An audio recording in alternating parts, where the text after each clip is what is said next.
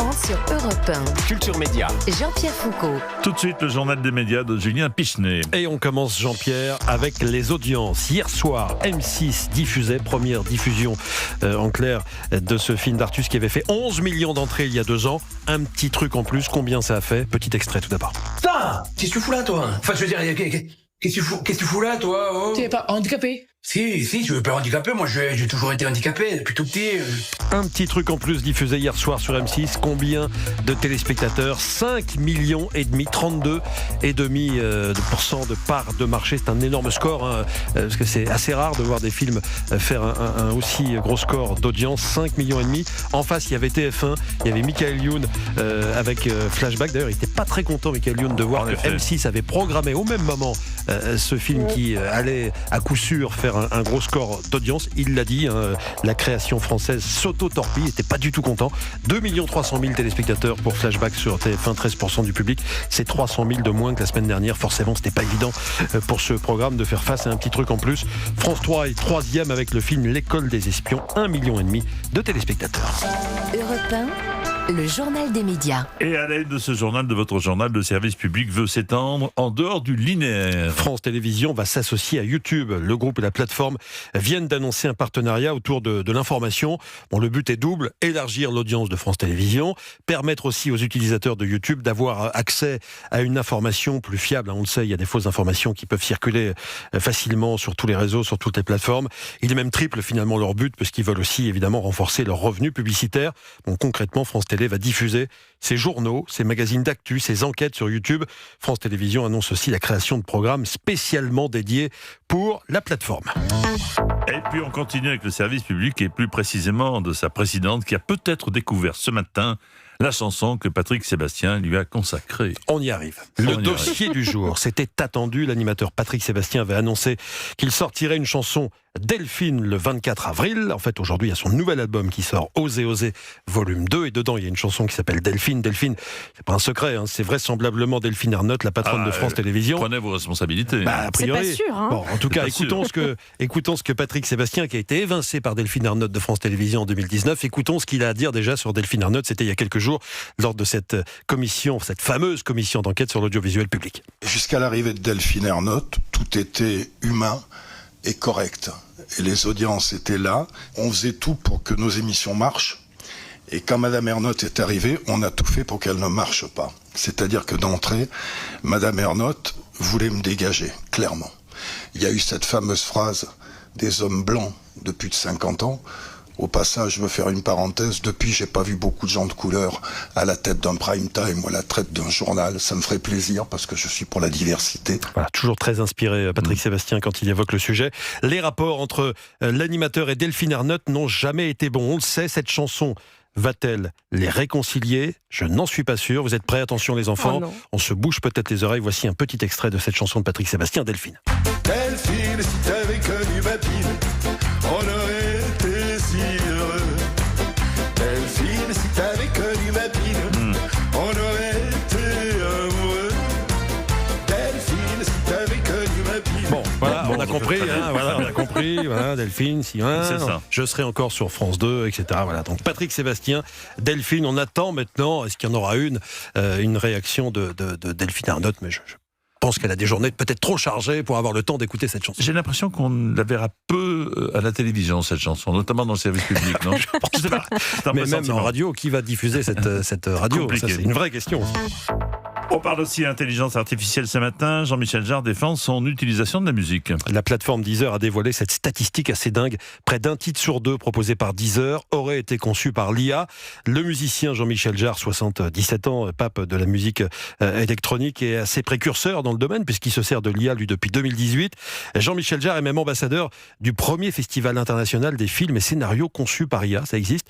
Alors que le milieu artistique se soulève, on le sait, contre ces outils génératifs, Jean-Michel Jarre a signalé qu'il qu'il le percevait plutôt comme un progrès artistique majeur, aussi important peut-être que l'invention du cinématographe par les frères Lumière.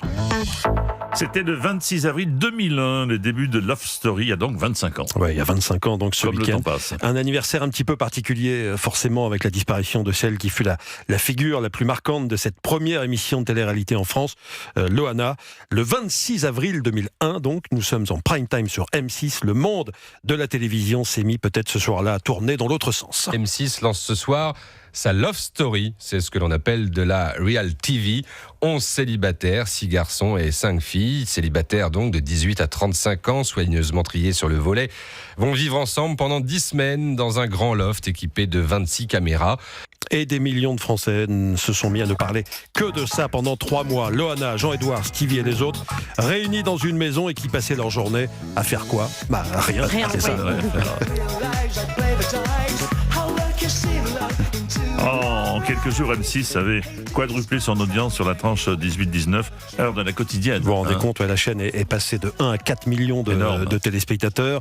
TF1 forcément en face, qui ne s'attendait pas à ce qu'il Je me souviens de la fureur du président Patrick Lelay, qui voulait absolument racheter le produit. Bah oui, parce qu'il ne s'attendait pas à ce qu'M6 le fasse, parce que tous les patrons de chaîne disaient non, il n'y aura pas de télé-réalité en France, quelques semaines encore avant le lancement du Loft. Le Loft aussi a permis au prix du spot publicitaire d'être multiplié par 3. Bon, les passions se sont déchaînées pendant 3 mois. Il y a ceux qui vomissaient l'émission tout d'abord et qui manifestaient carrément. Ça allait jusque-là. Environ 250 personnes se sont rassemblées cet après-midi devant le siège d'M6 à Neuilly-sur-Seine, juste à côté de Paris, pour protester contre l'émission Love Story et la télé-poubelle. Ils ont barré la porte du bâtiment avec des sacs poubelles, des cajots et des caddies de supermarché avant de jeter sur la façade des tomates et des œufs. Frédéric Masson a rencontré Louis, un des jeunes manifestants. C'est montrer personnellement le vice et la pornographie en direct. Voilà, il y a ceux qui vomissent donc l'émission, il y a ceux qui la trouvent novatrice et intéressante, il y a ceux qui voient le signe d'une société malade, il y a ceux pour qui c'est le vide absolu, ceux qui trouvent ça nul mais qui ne peuvent pas s'empêcher de regarder, ceux qui en veulent plus. Eh ouais, ceux qui en veulent plus, comme cet auditeur d'Europe 1 qui nous avait appelé il y a 25 ans. Il n'était pas content, il en voulait plus. Tout le monde est plus ou moins voyeuriste, il n'y a pas de problème. Mais moi je trouve que c'est quand même une vaste escroquerie. Ce qu'on nous montre sur M6, eh ben c'est toujours en différé. Et c'est carrément, mais alors, soft. Vous aimeriez que ce soit plus hard ? Hard Non, j'ai pas dit hard, mais un peu plus érotique.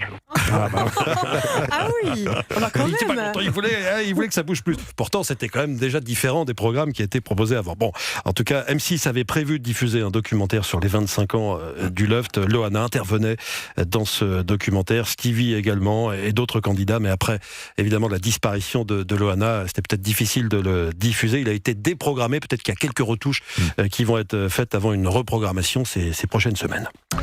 On termine avec un programme que je connais bien. Le Loto fête ses 50 ans ce soir. Quelques minutes avant 21h, ce sera quoi ? 20h55 ce soir, Jean-Pierre ? Tirage spécial pour les 50 ans du Loto sur TF1 avec vous, Jean-Pierre. 13 millions d'euros à gagner. Effectivement, le premier tirage télévisé du Loto, c'était précisément le 19 mai 1976. La loterie nationale existait déjà, mais la grande différence, c'est que les joueurs choisissaient eux-mêmes les numéros. Et c'est ainsi qu'on a commencé à voir des gens se creuser la tête. Tiens, quel numéro je vais jouer ? Tiens, Jean-Pierre, vous êtes né en 47, vous pouvez jouer le 47, vous avez présenté l'Académie des 9, on va mettre le 9, vous avez couronné combien de Miss France ? 31, je crois. 31, mais c'était très bien. Parfait, écoutez cette archive Europe 1, nous sommes dans un café du sud de la France en avril 76. Si vous voulez un cocher 7, vous me barrez, mettez une croix sur le 7 là. Et allez-y, alors vous choisissez, vous les faites au hasard. J'aime autant qu'il me l'explique. Vous avez la grand-mère en Corse, vous. Quel numéro c'est la Corse ? C'est le 20. Mettez-moi le 20, malheureusement. Et la Savoie, quel numéro ? 74. Alors vous pouvez pas mettre le 7 et le 4, vous mettez le 11. On va mettre le 7 et 4. Quel numéro la banque machin ? C'est le 28. Mettez le 28. Mais il faut jouer scientifiquement, mon petit. Il faut jouer scientifiquement, mon petit. C'est comme ça qu'on gagne, pourquoi pas. 13 millions ce soir, hein, Jean-Pierre. Oui, merci Julien pour ce journal des médias dont toutes les infos, bien sûr, sont à retrouver dans la newsletter média. Inscription gratuite sur europe1.fr. Et à suivre votre invité média, Jean-Pierre Foucault, Anthony Meunier, le producteur de Masked Singer. La 9e saison démarre ce soir sur TF1 et on en parle dans un instant sur Europe 1. Culture Média